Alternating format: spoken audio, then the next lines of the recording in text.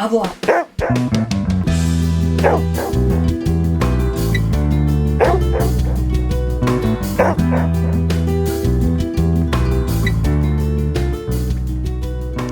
All right, we are rolling. Welcome to another episode of FitPet Boston Talks.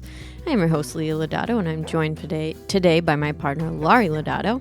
Hello. And we are going to chit-chat about just what we've been up to the past couple of months. I know it's been a little while since we released an episode. The last one that we did was on Memorial Day weekend. It is now mid-July, so my apologies for not keeping the cadence up on these episodes. However, I'm really busy, so that has been keeping me from being able to interview people and setting up these episodes. I am going to do my very best, and I am hoping that this episode is going to ignite a little bit of conversation among local dog trainers, maybe something that we can continue talking about with other people. That's kind of my hope for diving into this particular topic, because I do think that there may be different points of view when it comes to talking about reactive dogs. And I know that many trainers own reactive dogs. And so that gives trainers a little bit of a different perspective on, owning a dog that could be a little dangerous at times. So we're going to chat about that topic briefly. We're just going to give kind of our ideas. I know both Lori and I were a little reticent to even approach the topic. It was something that I had suggested on my Instagram story last month, and then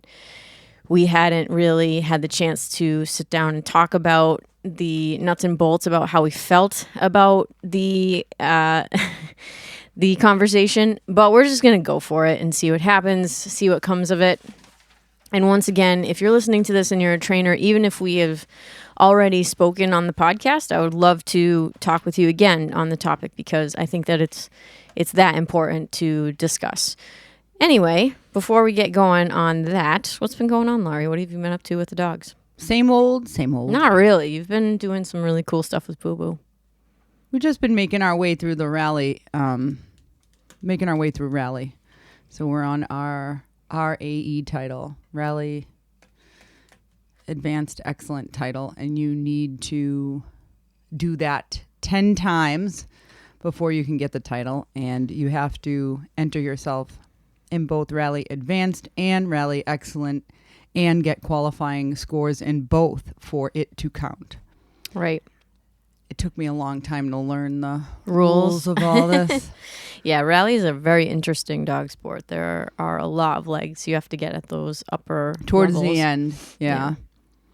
What do you find the most challenging about this particular leg of the journey? You just have to do so many more legs. Yeah. And then showing up, registering, scheduling. Then you can, I don't think that's, well, in the beginning when you first start registering, you learn info dog and you start getting your emails of upcoming trials, and I don't really like to go too far. I said I'd never go to Springfield again. I went to Springfield just because they have so many opportunities and you need to get so many legs. You just want to bang them out if you can. Right. Springfield is right at the distance from where we live, where it's inconvenient to drive out and then drive back on the same day and then have to do that for multiple days. Yeah, because and they'll have a 3 or 4 day trial out there. Yeah, and if you're in Masters, Excellent, or Advanced, you have to be there first thing in the morning. Right. And I like to be there at least an hour before. Oh, of course. Because you have to get your crate in, you have to set it up, make sure your dog's fine, X them, and the judges usually post what the course will be. So it's kind of nice to just be able to look at it. Yeah. Though as time's gone on, I used to just stare at it before I had to go in, and now I don't do that as much anymore. Yeah, when you become more familiar with the signs, you don't necessarily have to memorize everything. You can look side-eye the sign and be with your dog. And it goes quickly. It. Like if you're in there for 2 minutes doing the course, it's a long time. Right. So it doesn't last long. So if you're late, judges don't like it if you're not right at the line when it's supposed to start. They'll just go over to somebody else, and maybe they'll fit you in the end. But there was a woman on the last one, and she missed the whole damn thing. Yeah. It happens. If you don't know, if you're not familiar with the way that the whole day operates, and you're doing show and you're trying to do obedience. Yeah, some people do breed. Yeah. But then other people are trying to get their CD, so they're in the obedience ring. You just have to tell the judge ahead of time, and sometimes they'll let you do your run early. There are people that race from one side of the room to the other. One side of the whole building. Yeah. It's crazy.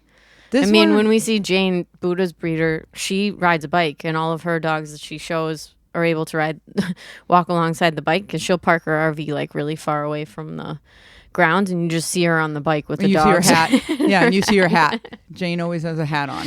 Yes. And she's racing from the parking lot into whatever building. But this Springfield was different. They have the Thanksgiving cluster in each building. One building will have obedience. The other one will have breed. Another one will have agility. And this was a smaller Springfield show, and everything was in the same room. So there was literally a woman drying her poodle and brushing him out ringside where the signs are for rally. And your dog has to do just fine.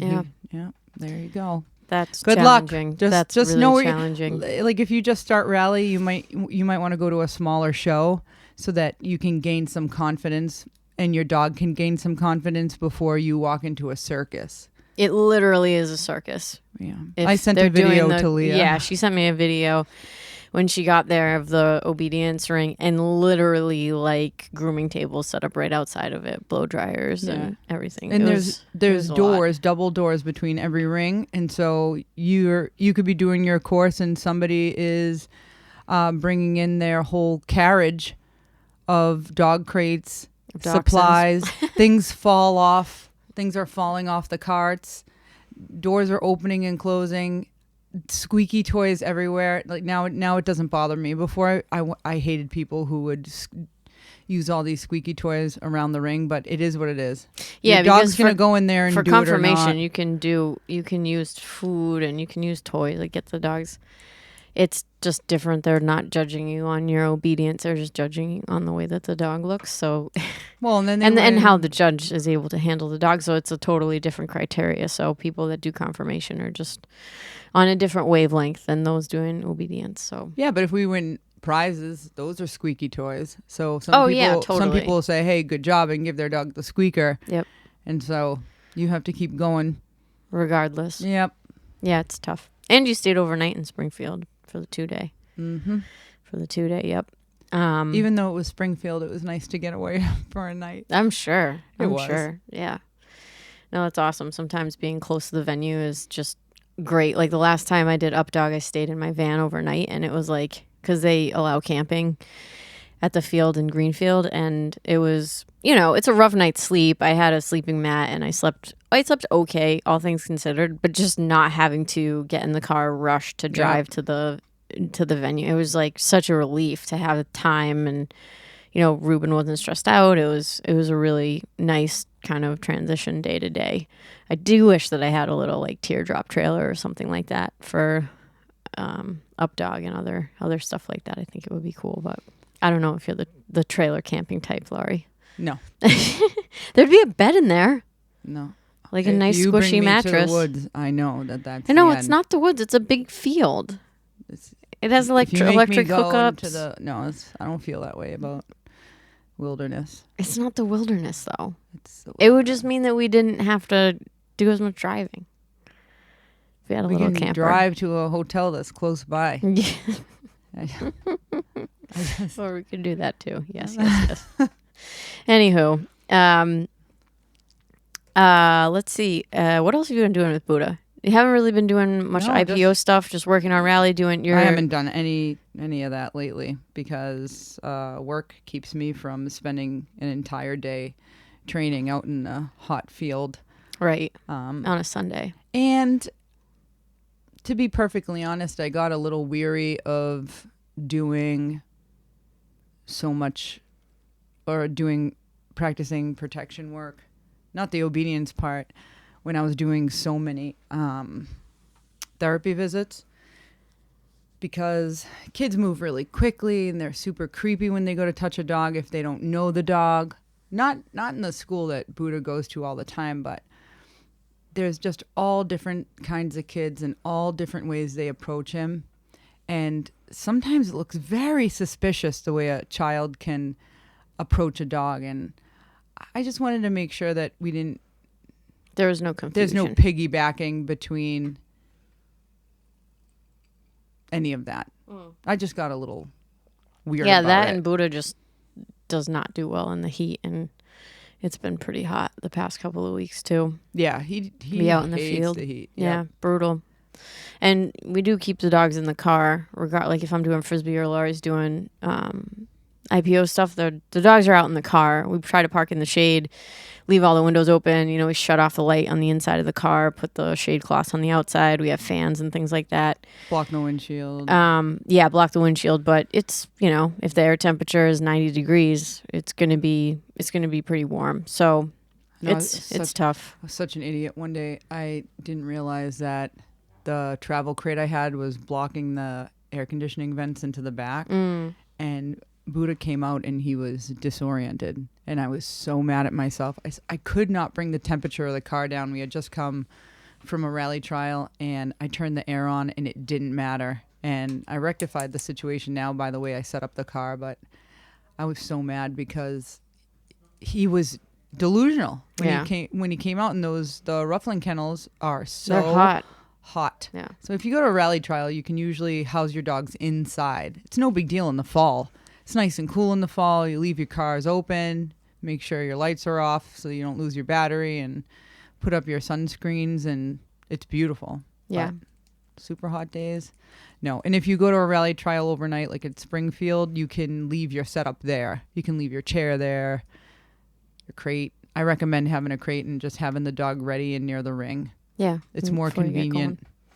It is. Having your things prepared is a big part of doing dog sport. I know that it sounds like a no-brainer, but I brought way more you stuff see for it him than I happening did for all the myself. time with people that are just like stressed out, very close to their time, and it can very easily be rectified by being prepared. And it's also one of those situations where if you do mess up in the beginning, you kind of quickly learn so that the next time you don't make those mistakes. But yeah, the heat's tough. Like I'm not doing toss and fetch with Ruben for summer league. I had a little incident with him last year where I had played with him one day and took him out of the car, and his tail was like, he had like swimmer's tail from exhaustion, and it didn't go up for like 3 weeks. So I'm going to sit out for the summer league and just work on my technique and work with him when it's cool in the mornings. But he got his highest points.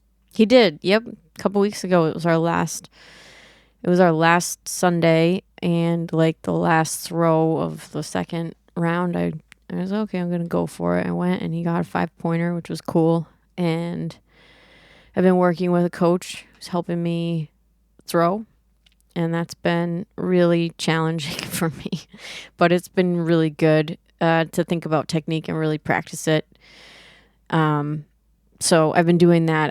I've honestly been practicing throwing more than I have been practicing with him, but that's okay. And just learning how to kind of fine tune the technique so I can get the disc out there, and also so that I can tighten up my short throws too. But it's been great to work with somebody that, basically does disc professionally, like for a living. And it's been really eye-opening, kind of get that second set of eyes. It's one of those situations where it's like, okay, if you're going to get good at something, you kind of have to totally become obsessed with it for a little while until everything comes together. And then, you can just kind of ride the wave of competing and, seeing how things go and just taking care of the dog. Because with disc, it's so challenging because so much of the, even the things that the dog picks up on, if like you're always throwing a long throw and that throw is always going to the right because you don't know how to make it go straight or make it kind of come down in the, in a straight line or to the left a little bit, your dog's going to anticipate the disc always going to the right. So it's like you can kind of, by having bad technique, you can build in these habits in your dog without even really knowing it. And that can turn around and bite you in the butt when you go to change your technique and your dog is just kind of like, hey, what the heck? So luckily they're smart and intuitive. So that's really cool. And I'm excited. I'm going to do some up dog stuff this fall, hopefully with Ruben, and hopefully continue to work to fine tune the technique piece of it for me. So that's cool. And hopefully Rhonda will enjoy Frisbee too. She's turning out to be a little bit of a couch potato, but that's okay with us. She's smart, and we've been taking her to rally classes. She's been doing really well. Yeah, she's doing well in that. I'd like to show her in that. Yeah, but she's tough. She's very sensitive. So like if we have a really busy day, she tends to get sick afterwards. If we have a busy with day, a like variety of ailments that she's had as a puppy. She's had a lot going on. She's had a lot going on. So she had an UTI and a kennel cough. Yeah, and a kennel cough, and then she had an abscess. She had a huge abscess. She had an emergency room visit. Yeah, she's that had was great. Yeah, she's had a lot. That poor kid. A dog. She doesn't have a huge appetite. The eating thing is, and it's weird because she's a lab, so it's, it's hard to, it's hard to figure out, the why. Lately, she's been housing food a lot better than she had up to this point. Well, she was teething. She was on antibiotics. And she was teething for so long. She had the abscess forever. Yeah. So I'm hoping it'll be just like Buddha. Buddha wasn't interested in food. Now he eats all of it. So Boo and I have 2 more therapy visits before we take the month of August off. One at the library, one at the high school. And then we're taking a month off of rally so I can get ready for masters and feel like I know the signs better. Because there's enough variables going on. I have to at least know that I know the signs, just what you were talking about. So make sure that you at least know what you're doing, because it's our fault anyway if our dog messes up. Yeah, I'm telling you, the biggest thing that I've learned from doing dog sports and obedience with Ruben and stuff like that is like literally it is not your dog's problem. It's really not. I mean, and the more you can put on yourself too, for me anyway, that mentality has helped me overcome a lot of hurdles, because if I'm taking the responsibility, then I can change. I can work on it. I can work it out. I can practice. I can change. I can figure out how to communicate better and all of those things. And the dog isn't going to be perfect all the time, but if you're better, it definitely helps them do their best. So the other thing is constantly trying to find out what drives your dog to do it. Or maybe your dog needs a longer break. Maybe that's why they're not performing in the ring. There's a ton of things. Well, and I think once again, that's just being observant, right? Like that's just taking inventory and seeing what seeing what is feeding into the event. I don't know, like the first run on, I don't know. It's just tough. Sometimes you can do everything in your power and your dog just doesn't perform and you're wondering what's going on. Anyway, we'll be working on the CDX next, and we're just going to continue trying to get masters legs and do triple runs there so I can work towards the rally championship. Awesome. Yeah. And that's that for our dogs. That's good Rhonda's stuff. going to come along. She is. She's a sweetheart. If nothing else, she is sweet. She's freaking adorable and very, very sweet. Very nice natured dog. Nothing. Okay. Let's get into this. So a couple of months ago, it was really last month. It was in the month of June. I will tell you why it was June in a moment.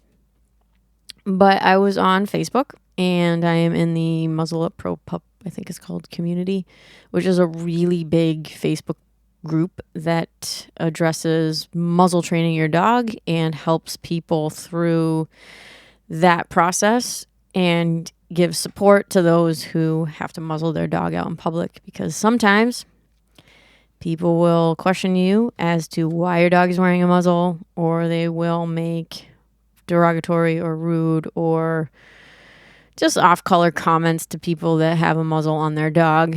And the group is meant to support people and also give instructions and tips if people have questions about sizing, all that other stuff. So there was a post, and somebody had posted a t-shirt, and on the t-shirt it read, "Reactive dogs are good dogs too." There's an image with some sort of a bully breed with a muzzle on, and then over the image of the bully breed was a rainbow. I think because a rainbow, because it was June. Because it was June. Everybody's gay in June. Everybody's gay in June, and some apparently everybody's gay people have reactive dogs. I don't know. What? Or it could. I don't know. I don't know what the purpose of the rainbow was. The bleeding hearts, if you will. I don't know. There was a rainbow, and it was big. I mean, it's not rare to see a lesbian couple with a pit bull that they rescued. I'm just saying. It's not a scientific study and not meant to offend anyone, but there you are. Let's call a spade, people. Yep. All right. So my idea was to dig into this topic a little bit. And it wasn't my idea. It wasn't Laurie's idea. It was mine because I read that and I know my thoughts on the topic. I also know that it's really complicated to call a reactive dog a good dog is something that many people are going to have many different opinions about. And I think it's worth having a conversation about it with people other than us. I think we're going to give our kind of preliminary 2 cents. And then if I end up talking to other people about it, I'm sure more things will come out in the wash when it comes to the topic. But what do you think about it, Laurie? Reactive dogs are good dogs too. Can't you share your opinion first? You want my opinion first? I do have thoughts on it. Well, okay. Well, you asked me first. You randomly said it downstairs, and I should have known it was going to be on podcast. You said, "Are reactive dogs good dogs?" And I said, "Yes." And then I go, "Well, that's exactly." Well, are they? Doesn't mean I want to live with one. I don't. They're great if you want to have the hair up on your neck the whole time. No, I think there's different reactivity. So is the dog reactive? Is the dog people reactive? Let's put it this way. Does reactive dog equal dangerous dog? No. Okay. That's an important distinction, I think, to make. Because if I'm going to say, is a dangerous dog a good dog? I would say, well, first we have to define what a good dog is. And I think in the court of public opinion versus my idea of what a good dog is, I think those two things are very different. And I think for messaging purposes, is it a good idea to say reactive dogs are good dogs, blanket statement? Like if you see a dog with a muzzle on, everybody should think like, oh, that's such a good dog. Hey, Johnny, go up and ask the owner if you can pet them. They must be a good dog because they're reactive. Like, is that okay? No, like you would never do that. Most people see a muzzle on a dog and they say, oh, like that dog must be having some sort of an issue and I'm going to give it a little bit of space.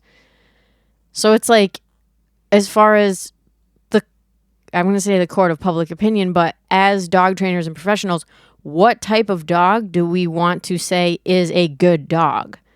Like we know like the Sue Sternberg definition of a good dog, and like that's very strict. Yes, it is very strict, and I think it's a little bit restrictive and a little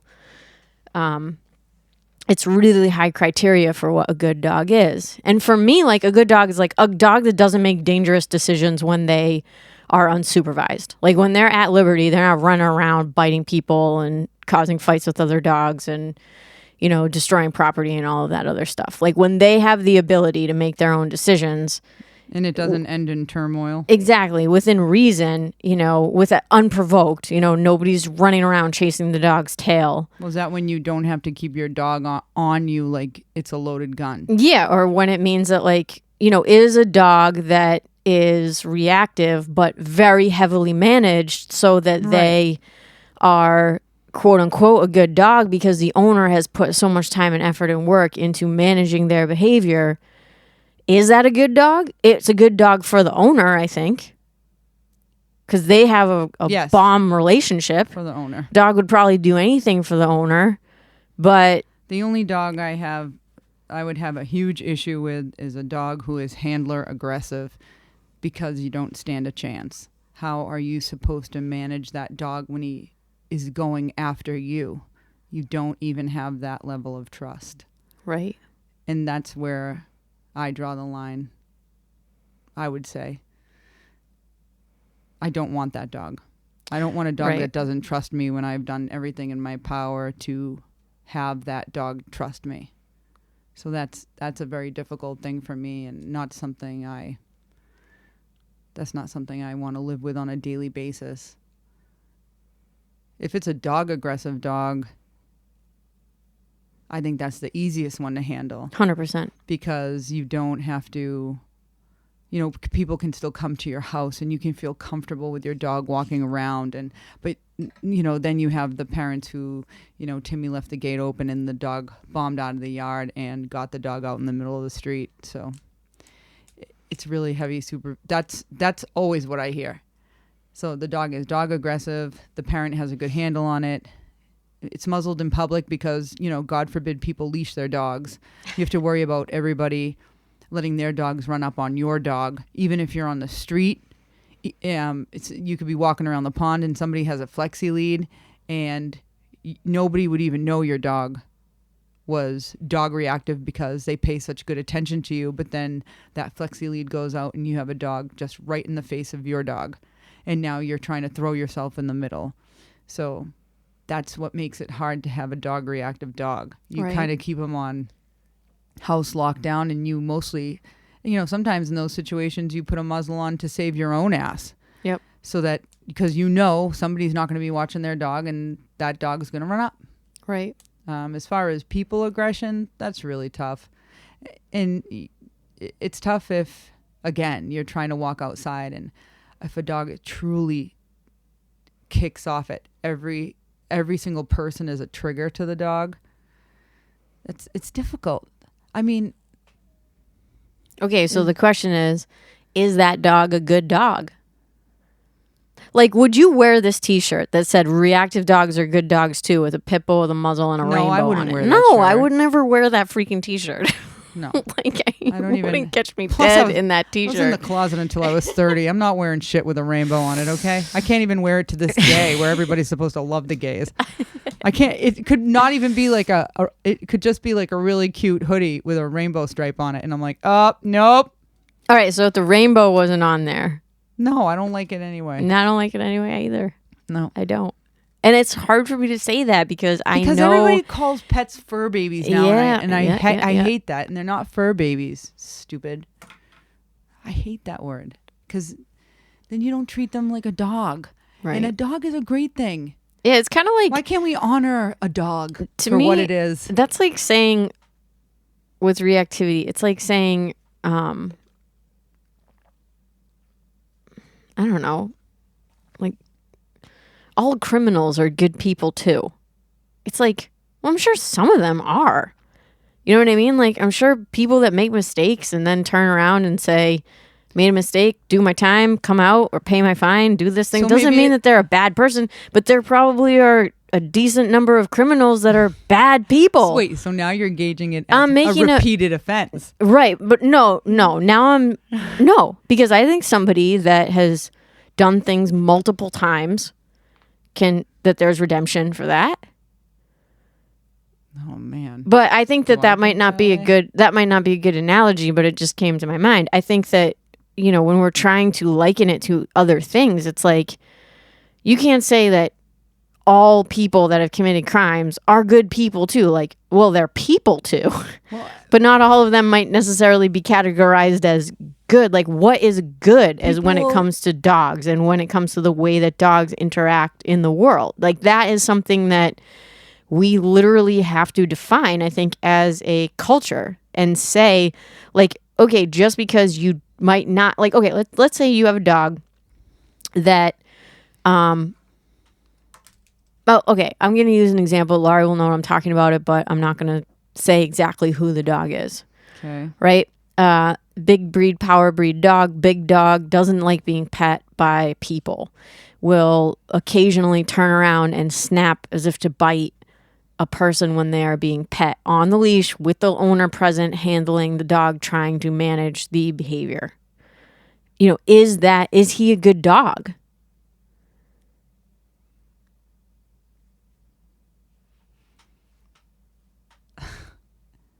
I can take out the pregnant pause, but I think it's good. It's a managed dog. It's a managed dog, but is he a good dog? It's not a dog I want to give to a family. But do you know how many times we look at a dog? And This is a really hard topic, you guys. If you're listening to this is a really hard thing to talk about. You'll have your own personal dog, and you'll say, but he's a good boy. And then the dog bites somebody in your family. And now it's all different. Because I can look at a lot of criminals who have done a million crimes and they're an asshole to me. And that's just how it is. There are some things that are very black and white to me. Murder. Right. But the same is true with dogs. Like Violence, a dog that severely injures or kills a person or a child, or that's a bad dog. Okay. You know what I mean? Like, I mean, come on, that's the extreme. Right. But that's what you're talking about. But that's what you're talking about with like a criminal who murders somebody. That's a no-brainer. They're a bad person. Or hurts. Yeah. Rape. Yeah, it's a really challenging. It's a challenging topic for anything to do with a child. Yeah. Yeah. Well, the same with dogs. Like, I'm sorry, but a dog that can't be trusted around a child, like that dog may do very well in your home if you're a trainer or an experienced handler, but in no way would I say down the line, oh, this is a good dog. He almost killed a child, but he's good now. I mean, there are so many parents, we go to the house and they say, well, the dog bit 2 people that came into my home, but you should see him. He's so sweet. And I'm like, is he though? Is he? Because he bit 2 people. And they happen to be people that didn't go to the hospital and didn't report it. So, I mean, it can be a good dog if it's really heavily managed and has some type of quality of life. It's just to live with a dog who is reactive in any way really does. It's an effort, it's a love only a mother could have, so to speak. Right, and I feel like that love that only a mother could have is the love that is saying, my reactive dog is a good dog too.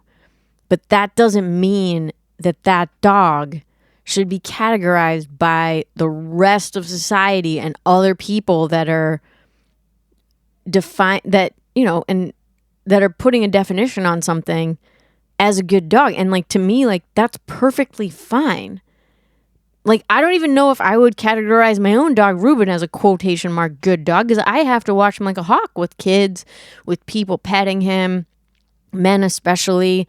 With other dogs, that if another dog runs up on him in his grill, I mean, we're in trouble. I watch Ruben like a hawk. Yeah, and the only reason why with the dogs that it's been managed is he gives about a bazillion warning signs, and he's small.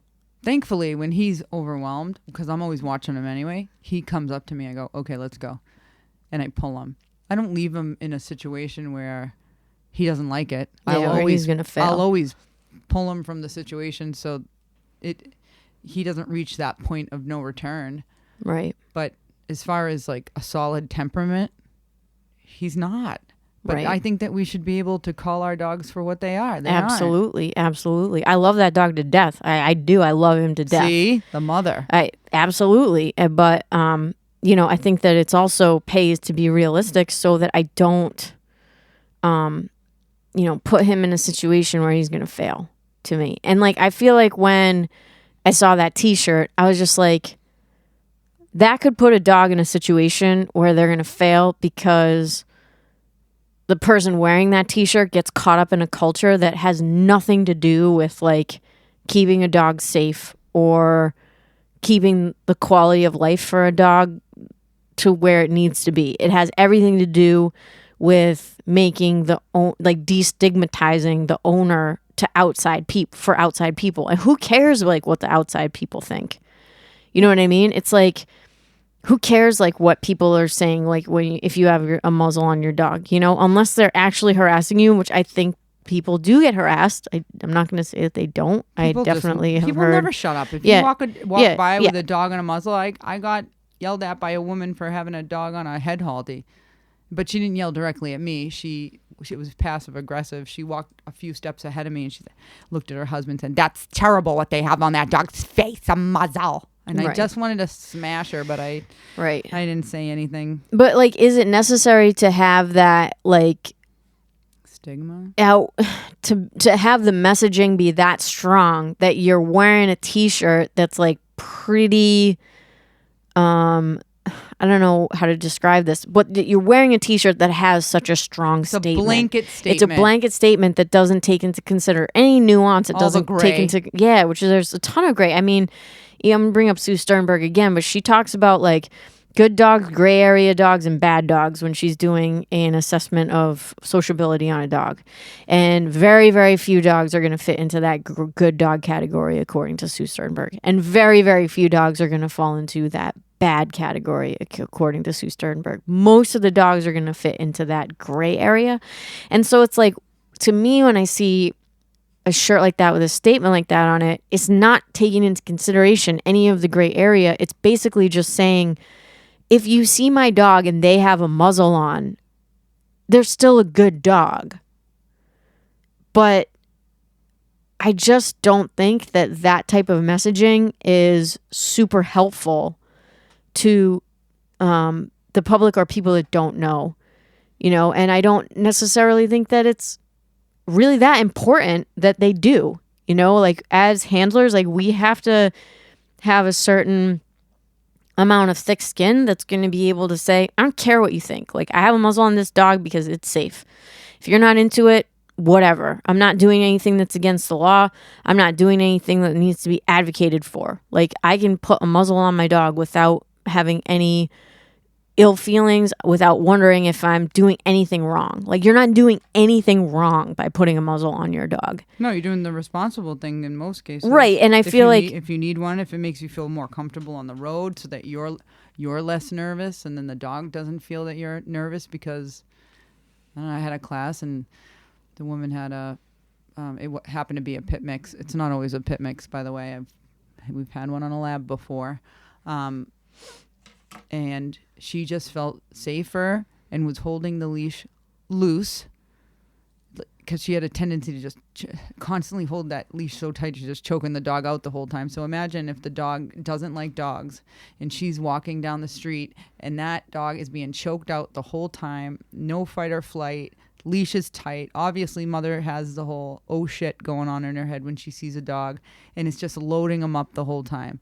But when we muzzle trained him and he was wearing it on walks, well, she felt better.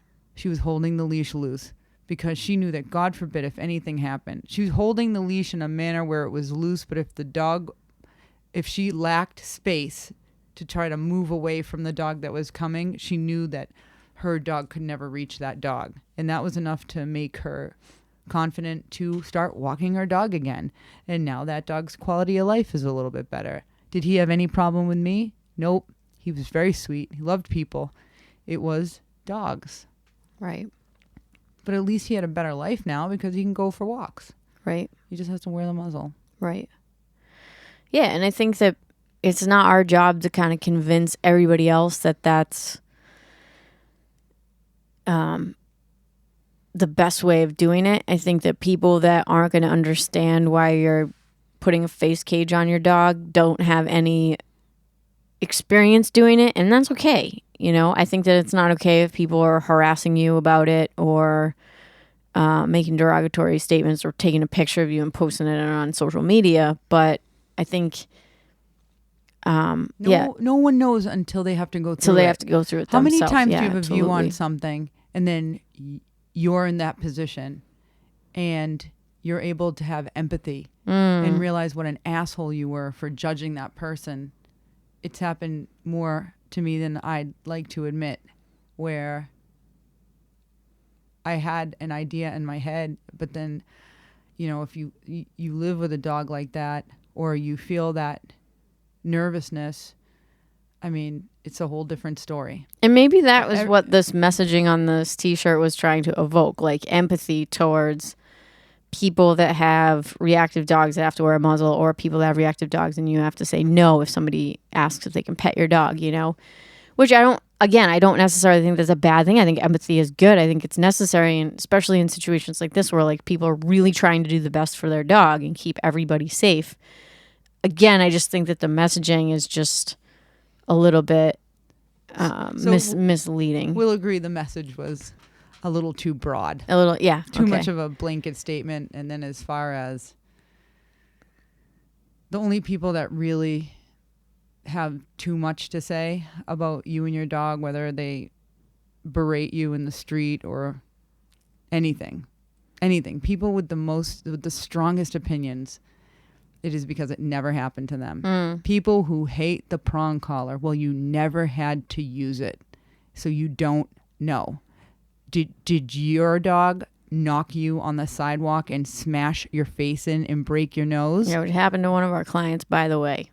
So shut recently. up. Like maybe it helped. It helped that woman. So the muzzle helped that dog go for walks every day with his parents. But let me tell you, people who talk too much, you never had to go through it. And then you'll see parents felt one way, and then something happened to their kid, and then they feel a different way. Right. So when it's close to home, everybody changes their mind. Who knows? It could be making people angry. You never know. And I think we're going to leave it at that today, because that's pretty much all I have to say about the topic. And once again, if you are listening to this and you completely disagree, that's great. If you're listening to this podcast and you would like to say something because you know me or you've been on the podcast before, or you feel like you have the authority to speak on the topic, I would absolutely love to hear from you. Please. So reach out. We'll set something up. We'll have a conversation and we will continue this topic going, because I do think that it's that important. And I also think that as trainers, we see more and more and more and more calls for reactive dogs than ever before. So it's a topic that if you have never dealt with it and you're a pet owner, you probably will eventually, whether it be your dog or another dog that your dog comes in contact with, or a friend or a family member. So I think that it is very pertinent to what is going on today. So if you want to talk about it with me, reach out. We will have a conversation. Otherwise, thank you so much for tuning into FitPet Boston Talks, and I hope everybody has an awesome week. Thank you.